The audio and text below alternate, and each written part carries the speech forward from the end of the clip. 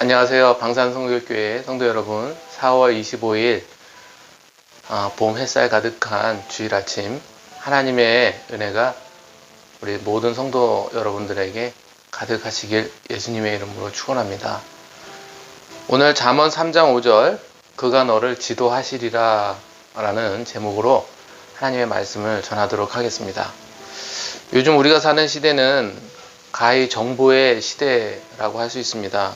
마음만 먹는다면 전문가들이 알 수 있는 지식에도 접근할 수 있을 정도로 인터넷을 통해 검색이 가능합니다. 유튜브를 보면은 요리 레시피부터 각종 농사 짓는 법까지 헤아릴 수 없는 정보가 가득합니다. 중요한 것은 그 정보가 진실인지 거짓인지를 분별하는 것입니다. 혹시 잘못된 정보를 믿고 따르게 된다면 큰 피해를 입을 수가 있기 때문입니다. 이렇듯 수많은 지식과 정보를 분별하기 위해서는 지혜가 필요한데, 그러므로 앞으로는 지혜를 더 중요하게 여기는 시대가 될 것입니다. 세상에서 가장 지혜로운 사람은 누구냐? 라고 묻는다면 성경을 알든 모르든 솔로몬이라고 할 것입니다. 솔로몬은 전도서에서 자신이 지혜를 어떻게 구하고 어느 정도 열심을 가졌는지를 소개하고 있습니다. 전도서 1장 12절부터 18절 말씀을 읽어드리겠습니다. 나 전도자는 예루살렘에서 이스라엘 왕이 되어 마음을 다하며 지혜를 써서 하늘 아래에서 행하는 모든 일을 연구하며 살핀즉, 최선을 다해서 지혜를 구했다고 말씀하고 있지요. 그런데 그 다음 표현이 놀랍습니다. 이는 괴로운 것이니 하나님이 인생들에게 주사 수고하게 하신 것이라. 지혜로운 지혜 때문에 많은 수고를 했다고 말씀하고 있습니다. 내가 해 아래에서 행하는 모든 일을 보았노라. 보라, 모두 다 헛되이 바람을 잡으려는 것이로다. 구부러진 것도 곱게 할 수 없고 모자란 것도 셀 수 없도다. 최선을 다해서 지혜를 연구하고 찾았지만은 그 결과 다 헛되어 바람을 잡으려는 것 같았고, 또 자신의 지혜로는 구부러진 것도 곱게 할 수 없고 모자란 것도 셀 수가 없었다고 말씀하고 있습니다.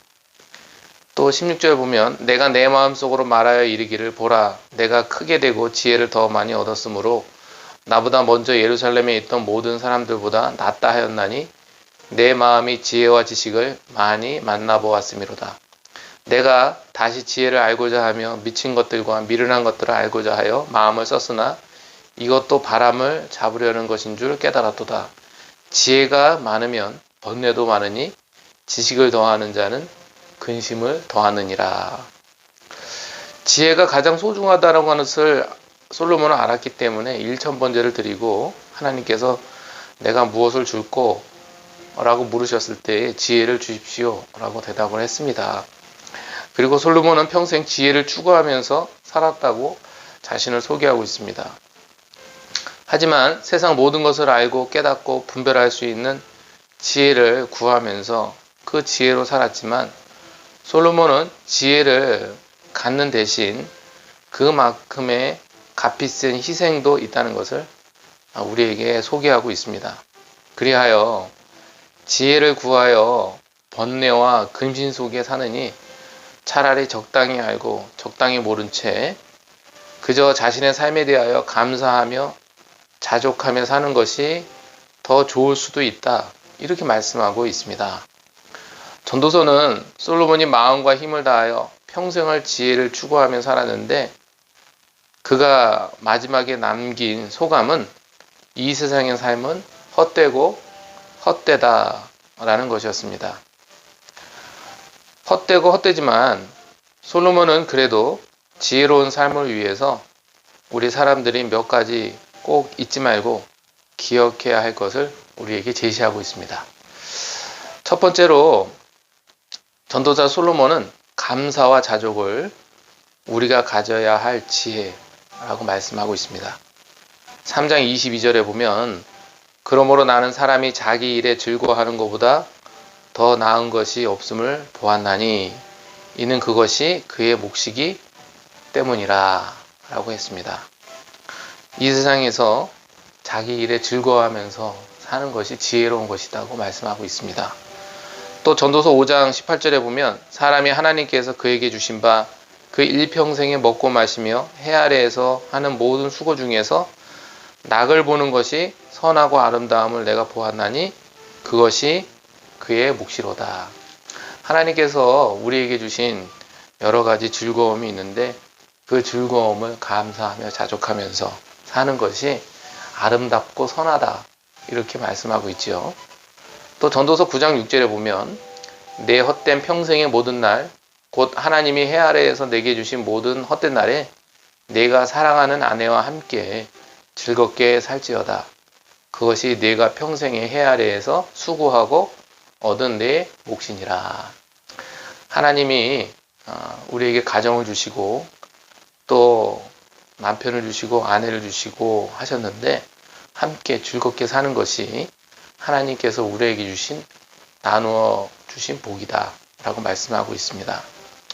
두 번째로 때를 분별하고 모든 것을 주관하시는 하나님을 의지하며 사는 것이 지혜라고 말씀하고 있습니다.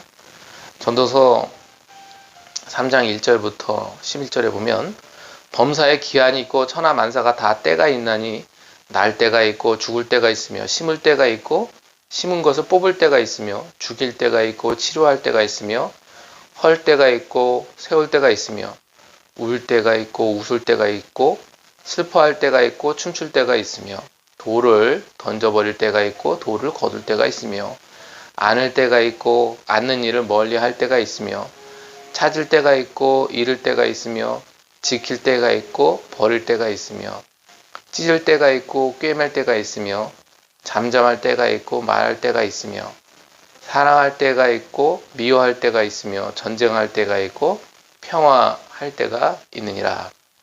일하는 자가 그의 수고로 말미암아 모든 이익이 있으리야. 하나님이 인생들에게 노고를 주사 애쓰게 하신 것을 내가 보았노라. 하나님이 모든 것을 지으시되 때를 따라 아름답게 하셨고 또 사람들에게는 영원을 사모하는 마음을 주셨느니라. 그러나 하나님이 하시는 일의 시종을 사람으로 측량할 수 없게 하셨도다. 오늘 우리가 사는 인생에는 때가 있다고 말씀을 하십니다. 9절에 보면 일하는 자가 그의 수고로 말미암아 무슨 이익이 있으랴 라고 했습니다. 이와 같이 하나님께서는 우리에게 여러 가지 경우를 주시고 상황을 주셨는데 다 때가 있고 그 때로 말미암아서 우리에게 참 수고할 일이 많다고 말씀하시죠. 그런데 11절에 보면 하나님이 모든 것을 지으시되 때를 따라 아름답게 하셨다는 것입니다. 그 때를 아름답게 하시는 분이 하나님이시라고 말씀을 하고 있습니다. 또 하나님이 사람에게는 일의 시작과 끝을 예측하거나 측량할 수는 없게 하셨다고 했습니다. 왜 그렇게 하셨는가? 그것은 영원을 사모하는 마음, 즉 하나님을 의지하는 마음을 갖게 하시려고 또 이 세상은 헛되고 영원한 하나님 나라가 있고 그 나라를 사모하게 하기 위해서 이와 같이 때를 따라 우리에게 많은 수고를 하게 하시고 그 때를 아름답게 하나님께서 하시고 그것을 통해서 하나님을 사랑하고 의지하게 하시고자 하나님께서 우리에게 이와 같은 일들을 주셨다고 말씀하고 있습니다. 그러므로 우리는 때를 잘 분별을 하고 모든 것을 주관하시는 하나님을 의지하며 사는 것이 이 세상에서 지혜롭게 사는 것인 줄 믿습니다. 세 번째로 선한 일을 행하고 자비를 행하면서 타인을 섬기는 것이 지혜로운 것이라고 말씀하고 있습니다. 그것도 보상을 바라지 말고 말입니다. 전도서 11장 1절 2절에 보면 너는 네 떡을 물 위에 던져라. 여러 날 후에 도로 찾으리라. 7에게나 8에게나 나누어 줄지어다. 무슨 재앙이 땅에 임할는지 내가 알지 못함이니라. 빵을 물 위에다 던지면 어떻게 되겠습니까? 흐르는 물에 빵이 다 풀어져서 없어지겠죠. 그런데 여러 날 후에 도로 찾으리라 라고 했습니다. 이 말씀의 뜻은 우리가 보상을 바라지 않고 선한 일을 행하고 자비를 행하는 것이 마치 흐르는 물에 빵을 던지는 것과 같이 다 사라지고 없어지는 것 같지만 하나님께서는 여러 날 후에 도로 찾게 될 것이라고 말씀하십니다. 그리고 하나님께서 반드시 그 일에 대해서 보상해 주시겠다고 약속하셨습니다. 그래서 선을 행하고 자비를 행하며 보상을 바라지 않고 타인을 섬기며 사는 것이 지혜로운 것이라고 말씀하신 것입니다. 네 번째로 전도서의 결론이라고 할 수 있는데요. 삶의 마지막, 죽음이 있기에 이 모든 것을 창조하신 하나님을 경외하며 사는 것이 지혜라고 말씀하고 있습니다. 12장 1절에 보면 너는 청년의 때에 너의 창조주를 기억하라. 곧 공고한 날이 이르기 전 나는 아무 낙이 없다고 할 해들이 가깝기 전에 해와 빛과 달과 별들이 어둡기 전에 비 뒤에 구름이 다시 일어나기 전에 그리하라. 3절부터 7절까지는 죽음에 대해서 이렇게 표현을 하고 있는데요. 그런 날에는 집을 지키는 자들이 떨 것이며 힘 있는 자들이 구부러질 것이며 맷돌질하는 자들이 적어질 것이므로 그칠 것이며 창들로 내다보는 자가 어두워질 것이며 은줄이 풀리고 금 그릇이 깨지고 항아리가 샘 곁에서 깨지고 바퀴가 우물 위에서 깨지고 흙은 여전히 땅으로 돌아가고 영은 그것을 주신 하나님께로 돌아가기 전에 기억하라 라고 했습니다. 우리 모든 사람에게는 마지막 죽음이 있기 때문에 그 죽음이 이르기 전에 창조주 하나님을 기억하고 그분을 경외하라고 말씀을 하고 있습니다. 또 13절 14절에 보면 일의 결국을 다 들었으니 하나님을 경외하고 그의 명령을 지킬지어다. 이것이 모든 사람의 본분이니라. 하나님은 모든 행위와 모든 은밀한 일을 선악간에 심판하시리라 고 말씀하고 있습니다. 잠언에서도 지혜의 근본이 바로 하나님을 경외하는 것이라고 말씀하고 있습니다. 그리고 여호와를 인정하고 경외하는 것이 지혜이고 여호와를 경외한다면 우리의 삶이 바로 지혜로운 삶이 될 것이고 지혜로운 삶으로 인도함을 받을 것이라고 분명하게 우리에게 가르쳐주고 있습니다. 오늘 본문인데요. 잠언 3장 5절부터 8절입니다. 너는 마음을 다하여 여호와를 신뢰하고 내 명철을 의지하지 말라. 너는 범사에 그를 인정하라. 그리하면 내 길을 지도하시리라. 스스로 지혜롭게 여기지 말지어다. 여호와를 경외하며 악을 떠날지어다. 이것이 내 몸에 양약이 되어 내 골수를 윤택하게 하리라 라고 말씀하십니다. 지혜를 주시는 분이 바로 하나님이시고 하나님을 인정하는 것이 가장 지혜로운 삶이라고 우리에게 소개하고 있는 것이죠. 잠언 2장 1절부터 7절에도 반복해서 말씀하고 있습니다. 내 아들아 내가 만일 나의 말을 받으며 나의 계명을 내게 간직하며 내 귀를 지혜에 기울이며 내 마음을 명철에 두며 지식을 불러 구하며 명철을 얻으려고 소리를 높이며 은을 구하는 것 같이 그것을 구하며 감추어진 보배를 찾는 것 같이 그것을 찾으면 즉 지혜를 열심히 구하면 5절에 보면 여호와 경외하기를 깨달으며 하나님을 알게 된다고 말씀하고 있습니다.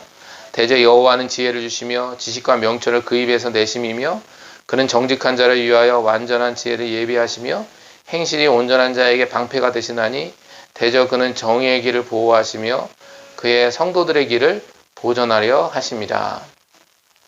야고보서 1장 5절부터 7절에도 너희 중에 누구든지 지혜가 부족하거든 모든 사람에게 후히 주시고 꾸짖지 아니하시는 하나님께 구하라. 그리하면 주시리라. 오직 믿음으로 구하고 조금도 의심하지 말라. 의심하는 자는 마치 바람에 밀려 요동하는 바다 물결 같으니 이런 사람은 무엇이든지 죽게 얻기를 생각하지 말라. 이처럼 하나님께 지혜를 구하시길 바랍니다. 그러면 하나님께서는 하나님을 깨닫게 하고 하나님 경외하는 것을 깨닫게 해주시고 알게 하신다는 것입니다. 그리고 약속의 말씀대로 후히 주시고 꾸짖지 아니하시는 하나님께서 우리에게 지혜를 허락하여 주신다고 말씀하십니다. 마지막으로 야고보서에서 지혜로운 사람이 극히 조심해야 할 것이 있다고 소개하고 있는데요. 바로 말이라고 우리에게 충언하고 있습니다. 야고보서 3장 2절부터 8절에 보면 우리가 다 실수가 많으니 만일 말에 실수가 없는 자라면 곧 온전한 사람이라 능히 온몸도 굴레 씌우리라. 우리가 말들의 입에 재가 물리는 것은 우리에게 순종하게 하려고 그 온몸을 제어하는 것이라. 또 배를 보라. 그렇게 크고 광풍에 밀려가는 것들을 지극히 작은 키로서 사공의 뜻대로 운행하나니 이와 같이 혀도 작은 지체로 돼 큰 것을 자랑하도다. 보라, 얼마나 작은 불이 얼마나 많은 나무를 태우는가. 혀는 곧 불이요 불의의 세계라. 혀는 우리의 지체 중에서 온몸을 더럽히고 삶의 수레바퀴를 불사르나니 그 사르는 것이 지옥불에서 나느니라. 여러 종류의 짐승과 새와 벌레와 바다의 생물은 다 사람이 길들일 수 있고 길들여 왔거니와 혀는 능히 길들일 사람이 없나니 쉬지 아니하는 악이요 죽이는 독이 가득한 것이라. 이처럼 지혜로운 사람은 이 말을 조심해야 된다고 우리에게 조언을 하고 있습니다. 여호와를 경외하는 것이 지혜로운 삶을 사는 것입니다.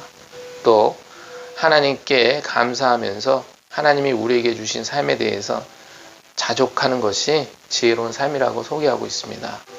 또 하나님께 열심히 지혜를 구하면 지혜를 깨닫게 되고 하나님 경외하는 것을 깨닫게 되고 그것이 바로 참 지혜라고 말씀하고 있습니다.